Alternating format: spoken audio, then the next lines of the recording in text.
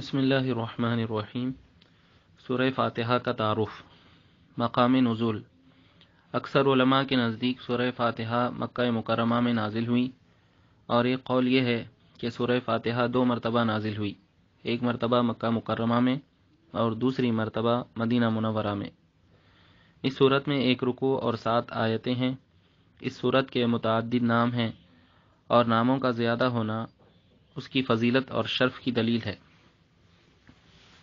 سورہ فاتحہ کے چند نام۔ سورہ فاتحہ سے قرآن پاک کی تلاوت شروع کی جاتی ہے، اور اسی صورت سے قرآن پاک لکھنے کی ابتدا ہوتی ہے، اس لیے اسے فاتحۃ الکتاب یعنی کتاب کی ابتدا کرنے والی کہتے ہیں۔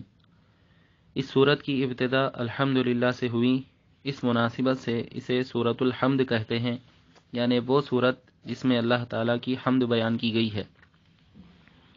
سورہ فاتحہ قرآن پاک کی اصل ہے، اس بنا پر اسے ام القرآن اور ام الکتاب کہتے ہیں۔ یہ سورت نماز کی ہر رکعت میں پڑھی جاتی ہے، یا یہ سورت 2 مرتبہ نازل ہوئی ہے، اس وجہ سے اسے السبع المثانی یعنی بار بار پڑھی جانے والی یا 1 سے زائد مرتبہ نازل ہونے والی 7 آیتیں کہا جاتا ہے۔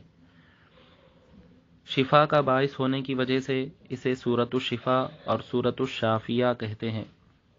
سورہ فاتحہ کے فضائل۔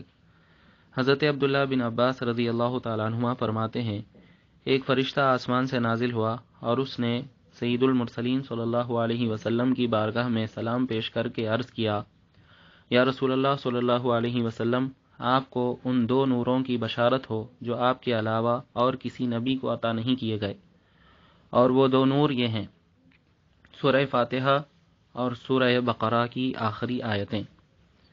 حضرت ابی بن کعب رضی اللہ تعالیٰ عنہ سے روایت ہے کہ حضور پرنور صلی اللہ علیہ وسلم نے ارشاد فرمایا، اللہ تعالیٰ نے تورات اور انجیل میں ام القرآن کی مثل کوئی صورت نازل نہیں فرمائی۔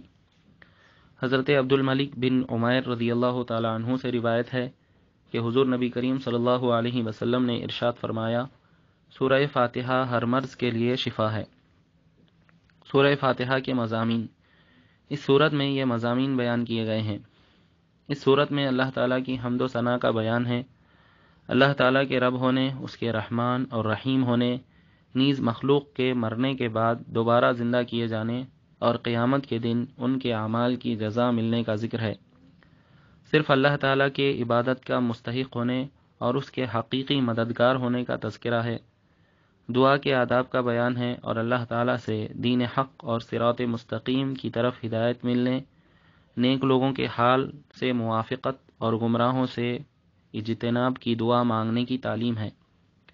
یہ چند وہ چیزیں بیان کی ہیں جن کا سورہ فاتحہ میں تفصیلی ذکر ہے، البتہ اجمالی طور پر اس صورت میں بے شمار چیزوں کا بیان ہے۔